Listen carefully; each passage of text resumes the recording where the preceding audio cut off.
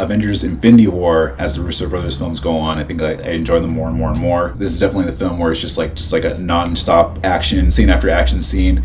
I know like some people criticized it because it's just kind of relentless pace, and which I understand, because I know that initially like this was supposed to be like Infinity War Part 1 and 2, and then as time went on, Kevin Feige and the Russos realized that this really just has to be like one self-contained film where has a beginning, middle, and end, and then Infinity War Part 2 is its own thing, which eventually became Avengers Endgame. They really are kind of like distinct films, Infinity War and Endgame. So I appreciated the fact that they kind of made this more like a self-contained story, and the fact that there's like 6 Infinity Stones, and Thanos at the very end of Age of Ultron finally gets the gauntlet, which is apparently just a fake one as I was reading about, and the real one was the one assembled by Eitri, the dwarf lord that Thor, Rocket, and Groot interact with on Nidavellir. So yeah, really this is just kind of Thanos' mission to kind of collect all 6 Infinity Stones, and obviously has a snap at the very end, and then half of the universe gets wiped out.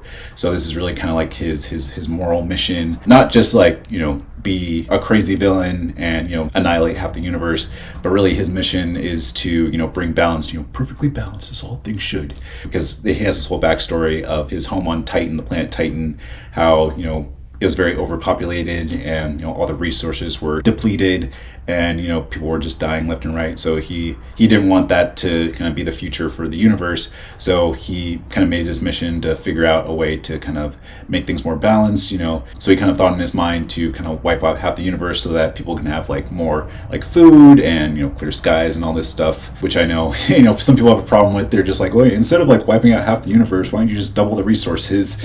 But I don't think that's really the point that he was trying to make. I think there's like a lot of issues with overpopulation, and trying to figure out like how these resources are going to be distributed, kind of like even in our own world. Because I know like a lot of people agree with his mission. A lot of people have like the hashtag Thanos is right, and I guess it's just kind of like that moral dilemma of like, how do you find a way to like help the universe? Do you try to find a way to like wipe out half the universe, and so that people can won't have overpopulation, and there will be a more equal distribution of resources, or what do you do? So yeah, I think that's kind of like the moral dilemma that a lot of characters in this one have, especially with Gamora being Thanos' daughter, her being the victim of Thanos' invasion of her home planet and like killing off half of her people, and then him explaining that little kind of device on his finger to have everything balanced. So yeah, it's definitely like a moral question that is like, it's very like interesting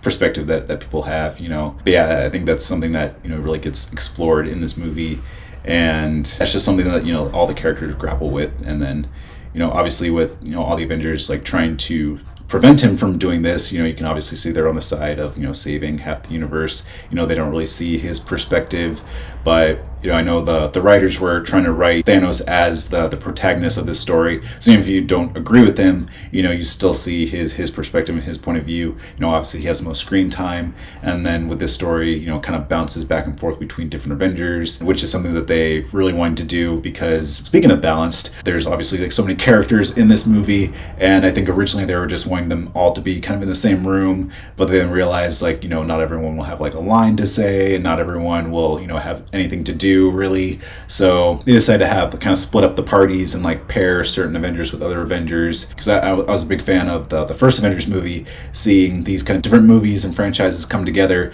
So it was really cool seeing like Tony Stark paired with Doctor Strange, or paired up with Spider-Man, and then eventually meeting with the Guardians, like half the Guardians with like Peter Quill, Drax, and Mantis, and then the other Guardians like Rocket and Groot meeting up with Thor and going to like Nidavellir, and then the rest of the Avengers characters meeting up like with the Wakandans. So I remember when I was watching them in the theaters, just like really mind-blowing seeing all these different characters interact from phase 2, and then part of phase 3 finally interact with each other to take on this great threat with Thanos. So yeah, I think that's like a really cool thing that the writers did is they were able to perfectly balance everything with the characters, have their own storylines, and then some of them don't even really reunite until Endgame, after half of them are wiped out, and then you kind of have like the surviving members coming together to take on the threat. But yeah, just to jump into like the action scenes, like it just starts off with Thor and Loki's ship just being attacked by Thanos' ship, because we kind of got that tease at the very end credit scene of Thor Ragnarok, where you think like everything's, well, not necessarily everything's happy, but like half of the Asgardians were taken off Asgard after Surtur put a sword in it and blew everything up, and Thor was saying like, we'll rebuild, Asgard isn't as a place as a people, and so they kind of like fly off into space and they to find a new home, and then you think everything's gonna be good, but then at the end of the credits Thanos' ship rises up, and then Thor and Loki are just like oh shoot.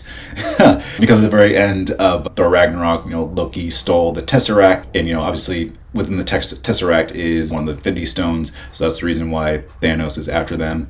And then you find out that he wiped out Xandar to get the Power Stone, and then wiped out all the rest of the Asgardians to get the Space Stone, and everyone's kind of like all hands on deck trying to defeat Thanos. Hulk tries to go after him, but Thanos defeats him. Thor tries to go after him, but obviously Thanos defeats him, and like Ebony Maw uses his kind of like telekinesis to have that metal all wrapped around him. Loki tries to go after him by pretending to offer him the Tesseract and then having the knife to try to stab him, but then Thanos uses his Infinity Gauntlet and the Power Stone to like freeze him, grabs Loki by the throat and then chokes him to death. So Loki gets killed, Heimdall gets killed, for using the Bifrost to send Hulk to Earth. So yeah, just right from the beginning, it really just kind of sets the tone of like, oh shoot, okay, Thanos is like a real threat. He's got 2 Infinity Stones, he wiped out nearly all of Thor's people, and then Hulk smashes down to Earth in the Sanctum Sanctorum when he meets with Doctor Strange and Wong, and then they obviously recruit Tony Stark, and then we have another action scene where Ebony Maw and Corvus Glaive come, and they're looking for the Time Stone, because it was revealed in Doctor Strange that Doctor Strange has the Time Stone within the Eye of Agamotto, and so they're after him, and they have the whole battle, and then in that giant donut ship that comes down, and then we finally see Spider-Man, Peter Parker in the bus with Ned, and then the hair on his arms pop up. That was the first indication that he's using a spider sense, which is really cool. And then Spider-Man gets involved into the fight. Then Doctor Strange is captured by Ebony Maw and taken up into the ship, and then Tony Stark and Spider-Man have to go after him. So they have their whole adventure in space, and then meanwhile on Earth, Bruce Banner meets up with the rest of the Avengers later on, and then we kind of cut to Edinburgh with Vision and Wanda, and obviously Vision has the Mind Stone within his forehead, which gets established in Age of Ultron, where Loki's scepter is broken, which was introduced in the first Avengers movie, and Ultron puts it in the synthetic body that Vision is in to kind of power him up. So now he has an Infinity Stone. So the other children of Thanos go after him, and they fight Wanda, and then eventually Steve Rogers and Falcon and Black Widow come in and save the day, and then that whole epic reveal where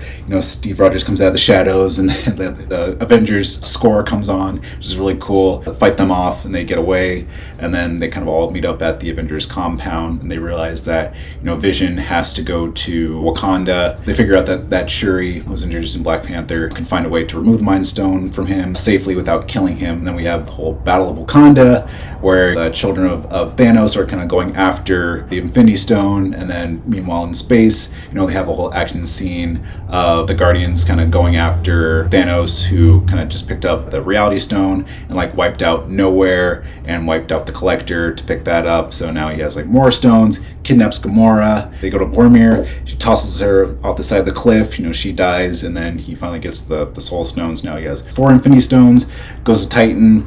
Battles the Avengers who are on there, and eventually gets the Time Stone after his whole battle with Tony Stark.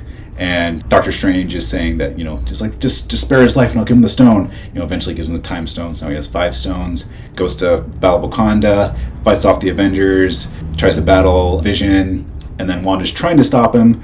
And then the whole thing of Wanda holding off Thanos and then firing her power at Vision to kind of destroy the stone. And you think like everything's all good now. Thanos is one stone short, and the day is saved even though Vision had to sacrifice himself. But then the whole twist of Thanos, he has a time stone, reverses time, Vision is reassembled, rips the stone out of his forehead, puts in the gauntlet. Now he has all 6 stones, and Thor tries to kill him by putting the axe in his chest, and then the whole line of "you should have gone for the head," and then snap, and then half the universe disintegrates.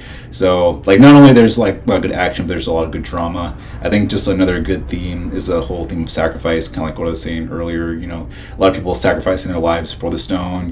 Loki sacrificing himself for Thor, and then Thanos eventually getting the space stone, and then Gamora sacrificing her life to get the soul stone, which kind of gets carried on in Endgame with the whole scene with Natasha and Barton. But yeah, I know this kind of gets established in this one where in order to get something, you have to sacrifice something. So I thought that was really cool aspect to the story. With Vision giving up his life to get the Mind Stone, Vision's willing to sacrifice himself, blow up the stone within his forehead to stop Thanos from getting it, which is a really cool theme as well of like these characters like really care about each other. They're willing to like give up their lives for their friends, like how far these characters are going to prevent sacrifice of other characters. And another thing I just want to talk about, which is like Josh Brolin's performance as Thanos. I thought it was a really cool addition to the cast. I know his character was first introduced at the end of the first Avengers movie, where his character is talking to the other, and the other is saying like, to challenge them is to court death. And then Thanos has his whole turn to the camera and then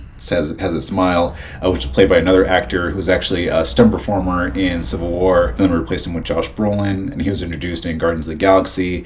And I think he was a really good addition, especially that voice, and he has kind of like that epic jawline and all this stuff. And I know he was doing like motion capture and like voice on the set, and I know he's probably feeling like insecure wearing like those pajamas and like the whole helmet rig with the dots on his face. But yeah, I thought his performance was great, and like the visual effects were great. There's like some shots where like it looks very like realistic, and like the texturing on his face and everything like that.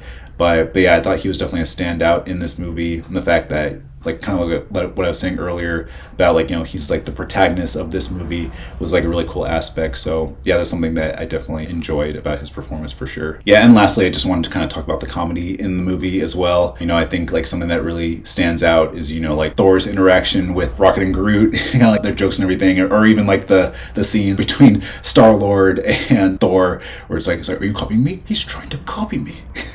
There's just so many great lines, especially with the Guardians, because I know James Gunn was an executive producer on this movie, and he kind of was like a really good like creative consultant during this. And Taika Waititi was also very instrumental as well. Just coming off of Thor Ragnarok, he wanted to kind of have like a lot of good comedy in there. So I really think like that whole between the Guardians and Thor, there was definitely a lot of like comedy in there. Then obviously you still have like the drama that the Russos brought on from like Winter Soldier and Civil War. But I think kind of like I was saying before, it's perfectly balanced as all things should. And then some like really cool like funny scenes with Tony Stark and Peter, and then Peter and Doctor Strange. Like there's like just really cool. It really reminded me of like the first Avengers movie, where you kind of have like these kind of clash of egos, and the comedy that you get from there. The Russo Brothers, coming from comedies, especially Community and Arrested Development, they really know how to work with like ensemble casts and like have all the characters have like their moment to shine.